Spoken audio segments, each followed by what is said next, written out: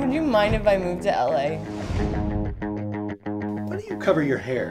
Why do you not eat meat on Fridays? I do. We are... I can't date you. You need a stable man. It was just a little lickety slit. That is disgusting. Some of us are going to a concert tonight. Do you want to come? Sounds fun. This is my favorite. Oh, right, gas station. It's fine. It's fine. Mother, I never knew. I can't talk to you anymore. I'm going to masturbate because I'm a dumb slut and that's all I know how to do. This is crazy. Just go.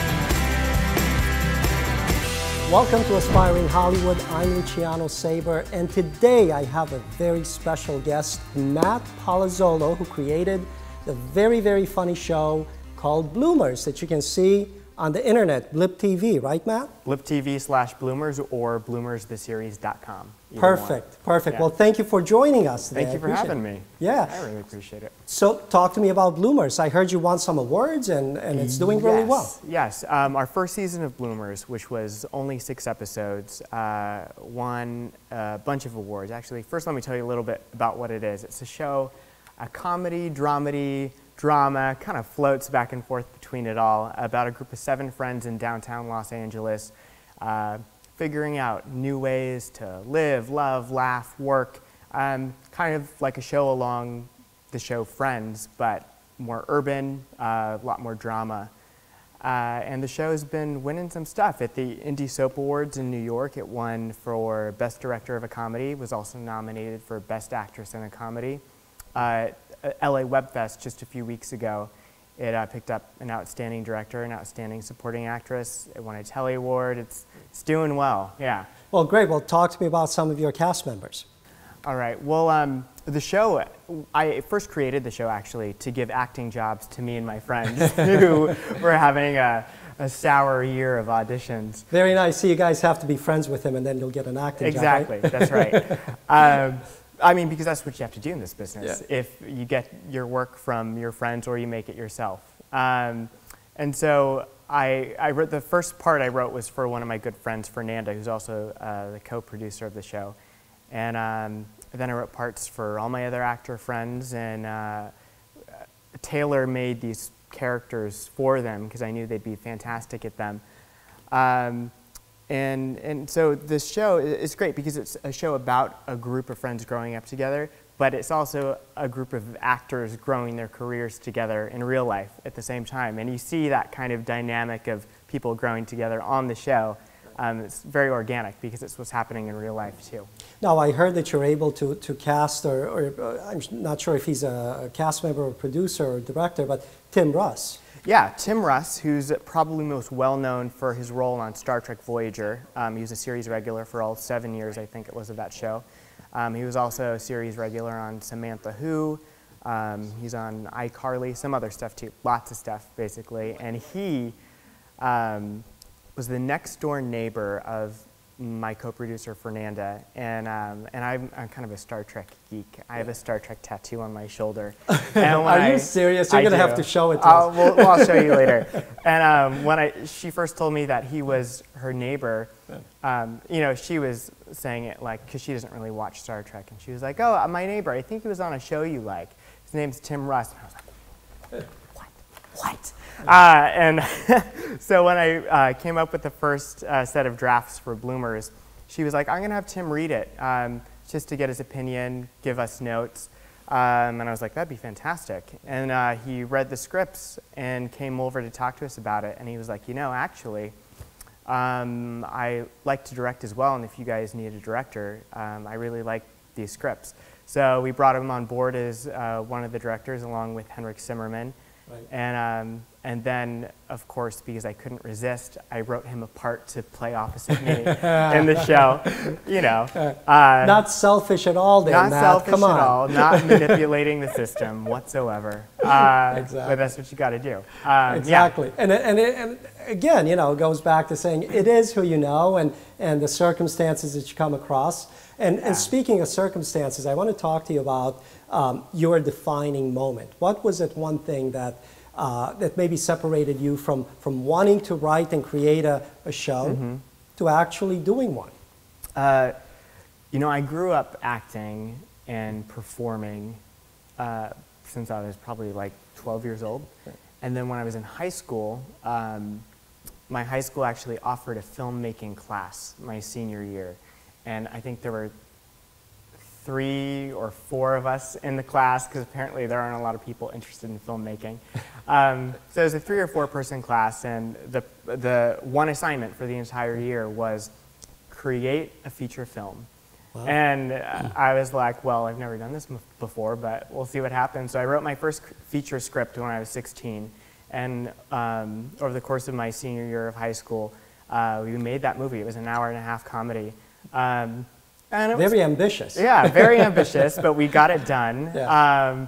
And it was pretty good. In hindsight, maybe not that good, but for the time, it was pretty good. Yeah. And I think that was the moment that I realized, I mean, I always knew I loved performing, but that was the moment I realized I love making stuff too. And it's possible to make stuff. You can make a feature film when you're in high school. Like, right. Why shouldn't I just go to Hollywood and start making my own stuff all the time? It should be that easy, right? Well, and you know what? There is some truth to that, because in today's day and age, with all the technology, and I always say this on all the shows, so forgive me, guys. I just want to inspire and motivate you that you can do it. All this equipment that we have now, talk about that. What are you shooting on? We shot bloomers on a Canon 7D, okay. Which is a fantastic camera. It's about this small, feels like a photography camera. You can get into tight spaces with it, drag it around to the beach, everywhere you want. And the great thing about the 7D is that what sells it is the lenses you put on. Right. So you can get any group of lenses you want and make your movie or your web series or your show look however you want it to look with this tiny little camera. Right. You plug in your computer, got all your footage there, it's incredible. Yeah. So you bought the camera and then you rent the lenses, the prime lenses? Do you use prime lenses or zoom? On bloomers, we actually just use zoom lenses because we didn't have any money. So we use like the lenses we could find in like our bedrooms, you know. Yeah. Because we're in the industry, so we have lenses laying around in our bedrooms. Oh, sure. You know. Let's not go. It's not that type of a show. Come on. I know. So we shot on 7D, and we used an old lighting kit that one of our directors, Henrik, had laying around in his bedroom. Well, I can tell you some stories about Henrik. No, that's right, because you know him very well. No, I know Henrik Zimmer. Of course, he's helping us on this show as well. Yes.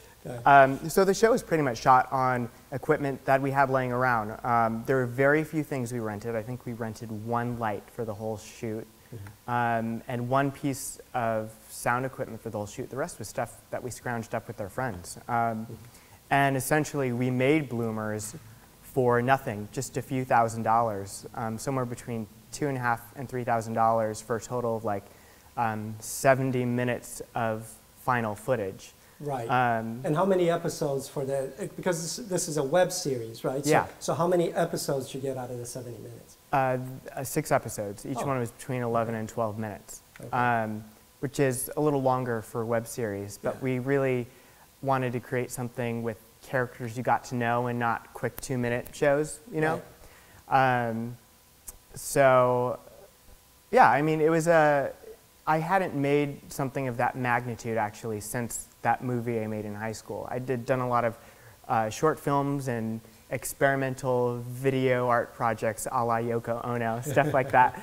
But this was the first really big production I'd done in almost a decade since I was in high school, and it reminded me, oh, you really can. I forgot that you really can make your own stuff for almost nothing and have it look good. And I have to stop you right there because you're saying this is the very first big production I've done since high school, and once again, that goes to show how easy it is for very little money to actually have a good sized production, Yeah, right? yeah, absolutely, Yeah. absolutely. So tell me what's next for Bloomers now. I understand you're in pre-production for the second season. Yes, we're in the middle of I'm almost done writing season 2 of Bloomers, and we're in pre-production figuring out the financing, which this time, although we know we can make it on the fly for cheap, we'd really like to have more money, you know, because it would be great actually, especially since this is the direction web content is going, to be able to make a living off of it, you know, not just make stuff with your own money and throw it out there for fun.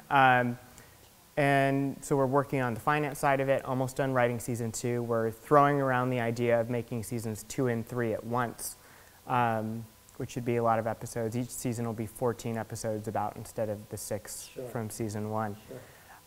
But we figure maybe while we're making one, we might as well make the next season too while we're there. Absolutely, yeah, why not? Yeah, so that's where we're at. I'm really excited for season 2 because I think it took me a season to really get to know these characters as well as I wish I had at the beginning. And the great thing about Bloomers that I love, and in general, I like shows and movies like this that have lots of drama and lots of comedy, and they don't let each genre compromise each other. Just throw it all out there because that's what real life is anyways, you know, lots of comedy in real life, lots of drama in real life. So in season 2, I'm trying to up the ante on both. Really get into the dramatic, tender moments of these characters, but also throw in a lot more physical comedy. Basically, throw all these actors, including myself, through the gauntlet. Like, can you act? Prove it. That's the goal for season 2. Sounds like real life in Hollywood, right? Yeah, exactly. Yeah. What advice would you have for an aspiring filmmaker? For an aspiring filmmaker, you know, if there's any lesson that I have learned in Hollywood so far, it's that it's very rare that you get work as an actor from going to a cold audition. It's very rare that you get work as a director or a writer from showing up at some office in an interview and somebody saying, well, you sound like you'd be excellent for this project. All the work you get, for the most part, is through people you know, your friends, people you've worked with, and the work you create yourself. I think I spent a lot of time, a lot of years, trying to make my mark in this industry by trying to get people I didn't know to like me. And I think if I could have skipped those couple of years and just realized, no, make your own stuff and meet people in that process who will then make their stuff that they want you to be a part of, that's the way to do it. Work gets work, right? Work gets work, and friends get work. And you know, and I think some people have this problem with the idea of networking with people in Hollywood, like it feels maybe sleazy that you're trying to meet people just to get work. But I think if you go in with a mindset that's very genuine, thinking I want to meet people to get work, but I also want to give work to other people and create a really healthy, creative community, and that's the way to do it. That's what networking is about, and that's how you become successful. Well, sure. I mean, good intentions, right? Yeah, that's exactly. what you have to have. Exactly. Oh, great. Thank you so much. Guys, the name of the show is Bloomers. You can catch it on Blip TV. Are you on YouTube as well? Not on YouTube, on Blip TV /Bloomers or on bloomerstheseries.com. Perfect. Thank you so much, Matt. Thank you for joining us on Aspiring Hollywood. Thank you guys for watching. Please visit us on aspiringhollywood.com, on our YouTube channel, on Facebook and Twitter and all that social media that I still have to learn a lot more about. But, but it works, right? Thanks again for watching. My name's Luciano Saber. Until next time. See you then. I actually have been to all the states except for Oregon, which is weird because it's the one that's right there. Oregon. Very green place. Very cultured. High suicide rate. Oh. We like your writing a lot. Thank you. But you know... Now, this is a gentleman's magazine. I noticed that some of your writing samples are from a gay men's magazine. Are you gay? Yes, I am. Good. That'll be fine. As long as you don't include that in your writing. Are you single?